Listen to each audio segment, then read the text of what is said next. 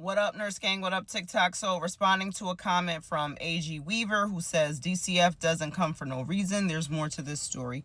So, yesterday I posted the video of the young lady, the incident that occurred at Yale New Haven Hospital, where a young lady was having her child taken by DCF. Now, before the whole story, was actually posted, immediately the comments were, and these are good experiments, because immediately the comments were, the nurses are bad. Nurses are always trying to take somebody's kid.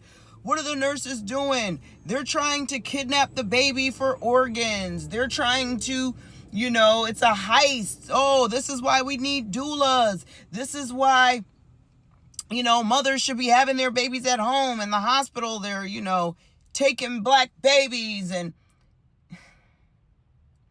And this is why these conversations need to be had and the whole stories need to be told, because the amount of conspiracy theories and misinformation and just total ignorance that's out there is very, very, very scary, and it needs to be dealt with.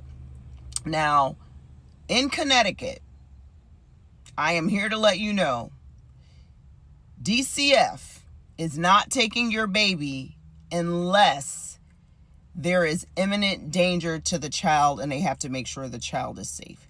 DCF in Connecticut has been under a microscope the last couple of years due to not doing their jobs and children being harmed, dying, not being taken out of neglectful homes.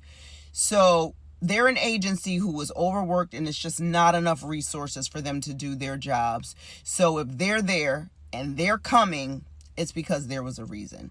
So apparently this young lady already has, this is her third baby. She had 2 other children in DCF custody. She has been dealing with DCF in 2018. When you're dealing with DCF and they're already in your life and there are already children in their custody, when you have another baby, your baby is automatically going into custody of DCF. That's just the way it is. Now, more documents have come out. This young lady was just evicted from her apartment. So they have concerns about where is this child going to be homed, etc., etc. So there are a lot of moving parts there. People are saying, where's her family? Why aren't they letting her family up? She did have family there, both her mom and her sister, and they did eventually end up coming up. The video was an hour long. We couldn't possibly post all of it. The nurses were just doing their jobs. The nurses were amazing with her and just trying to control the situation. The security came up because, like the security guard said to her, we have to also protect the other moms that are on this unit with their babies, and people are scared because of this commotion that's going on here. They were scared. They didn't know what she was screaming, yelling while holding the baby. I understand that she was very upset, but she knew that this was coming. They didn't just spring this up on her. What I will say, DCF could have did a better job about when to take control, when to take custody of the baby. Trying to take the baby right from her arms while she was breastfeeding, doing skin to skin, not good. Now, I don't know if they already had told her before she started recording. So this is the thing with recording. You don't know if they told her before. They said, listen, you got a couple of minutes with the baby. We're going to take her. And then she goes on live and then goes like that. I don't know. So that's why it's like, it just shouldn't have happened there. Like, usually they don't just take them right from your arms. I don't know if she said, give me a few minutes. I don't know what happened, but the bottom line is there was a history there. They have to make sure those babies are safe. I see a lot of people saying, why not just give the kids to a family member?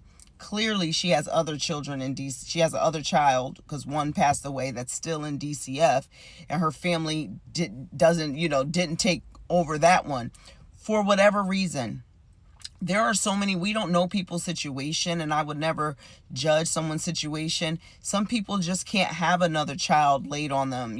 Some people don't have the means. She might not have family members that are, in good positions themselves. And I'll tell you, man, family is just not what it used to be. Family dynamics have changed so much over the years. It's very hard. So if you have a supportive family, you are very lucky. But just imagine if tomorrow they say, okay, you're in charge of a newborn now and 2 other children, and you're like, what am I going to do? People are out here, trying to survive themselves. So I can't judge her family. I don't know what the reason is why they don't have her other children. I don't know her family dynamics. I just don't know. I know it's a sad situation all around, but DCF was just doing their jobs. They could have been a little bit more compassionate. They were kind of chewing gums, a little bit disrespectful, but DCF was doing her job.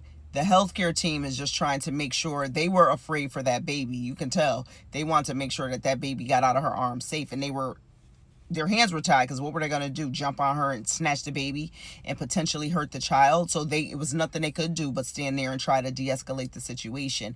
And that whole standoff with the cops and is not going to make the situation any better. But this is the real story. This is what happened. And it's just a sad situation. But it's very interesting to see when things like this, people automatically jump to the most extreme of thoughts. And we really have to get out of that. I mean, it's very scary how social media definitely does have people's brains warped, and they just believe the most outlandish things before what the obvious really is, that's right there in front of your face. And as healthcare professionals, being on camera and being put on social media is a part of our lives now. It's just, they didn't even fight against it. They didn't even say stop recording. It is now a part of our lives. Just the way we have to adapt to how social media is a part of our lives. Being recorded as healthcare professionals, it's a part of our lives. Social media is here to stay. Social media is how things get moving, rocking, and shaking. This is just what it is now. It's what it is.